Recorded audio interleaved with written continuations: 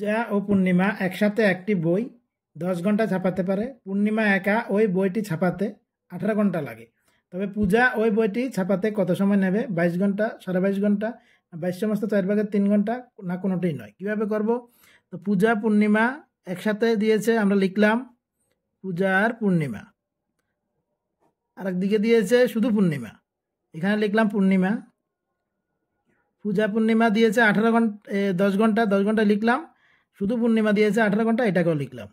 10 আর 18 লসাগু করব। 10 আর 18 করলে আসবে 90। এই 90কে লিখে দিলাম।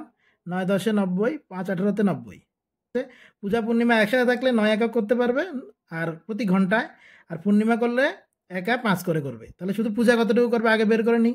তাহলে শুধু পূজা করবে 9 থেকে 5 বিয়োগ মানে 4। ঠিক আছে, এই 4 একক শুধু এই পূজা করছে। এই পূজাকে কত সময় নেবে সেটা আমাকে বের করতে হবে। পূজা দিয়ে 90কে ভাগ করে দিতে হবে। অর্থাৎ 4 দিয়ে আমি 90কে ভাগ করলাম, আসবো কত? 4 দুগুণে আসলো 8, এখানে আসলো 1 0 10, আবার 4 দুগুণে 8, আচ্ছা 2।